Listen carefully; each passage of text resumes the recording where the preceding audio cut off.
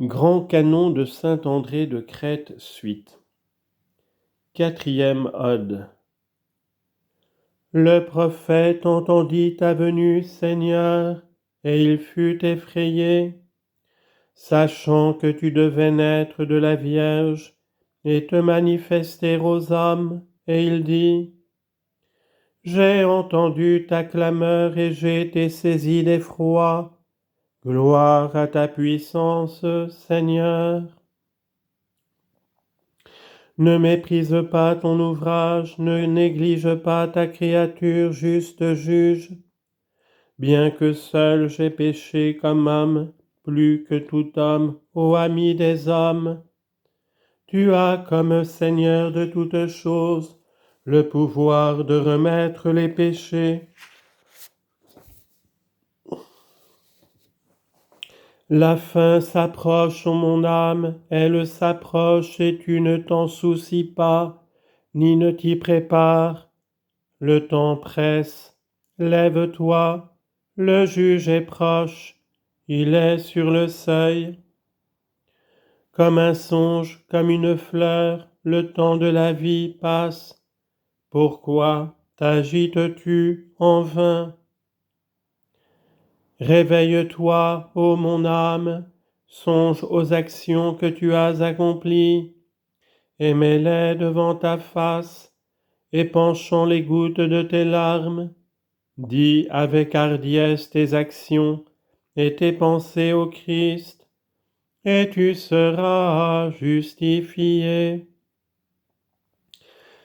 Il n'y a dans cette vie aucun péché, aucune action, aucun mal que je n'ai accompli, par esprit, parole, disposition, choix délibéré, pensée et action. J'ai péché comme nul autre en tout temps. C'est pourquoi j'ai été jugé, c'est pourquoi j'ai été condamné. Moi, le misérable, par ma propre conscience, dont rien au monde n'est plus accablant. Juge mon libérateur, toi qui me connais, épargne-moi, délivre-moi, et sauve-moi, ton serviteur. L'échelle que vit naguère, ô mon âme, le grand parmi les patriarches, manifeste la montée par les actes, l'ascension par la connaissance. Si tu veux donc vivre dans l'action, la connaissance et la contemplation, renouvelle-toi. Le patriarche subit la chaleur du jour par nécessité, ainsi que le gel de la nuit, gardant, paissant, luttant, travaillant chaque jour, afin d'obtenir les deux femmes.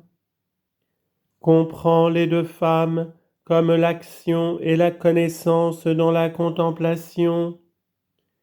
Léa étant l'action car elle eut de nombreux enfants, et Rachel la connaissance car elle était fort laborieuse, car sans labeur ni l'action ni la contemplation ne peuvent être atteintes.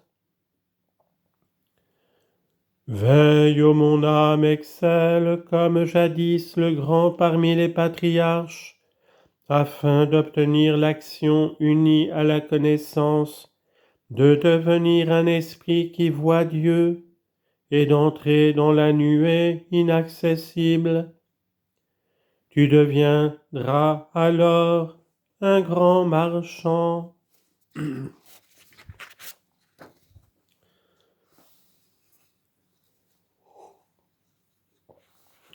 En enfantant les 12 patriarches, le grand parmi les patriarches adressé mystiquement pour toi, ô mon âme, l'échelle de l'ascension dans l'action, disposant sagement les enfants comme des échelons, et ses pas comme un moyen de monter.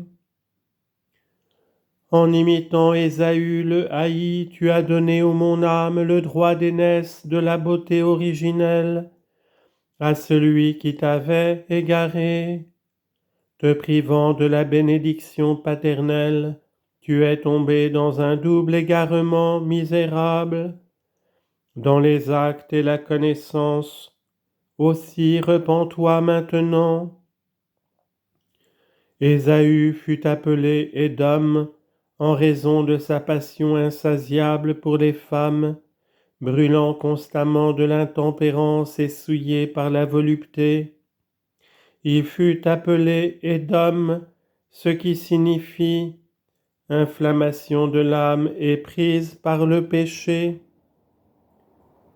Tu as entendu, ô mon âme, que Job fut justifié sur le fumier, mais tu n'as pas imité son courage, tu n'as pas eu la fermeté de sa disposition. En tout ce que tu as appris, ce que tu as connu, ce que tu as éprouvé, mais tu es resté instable. Celui qui auparavant était assis sur le trône se trouve maintenant nu sur le fumier et couvert d'ulcères. Celui qui avait de nombreux enfants et était renommé se trouve soudain sans enfants et sans maison. Pour palais il avait le fumier, pour perles les plaies.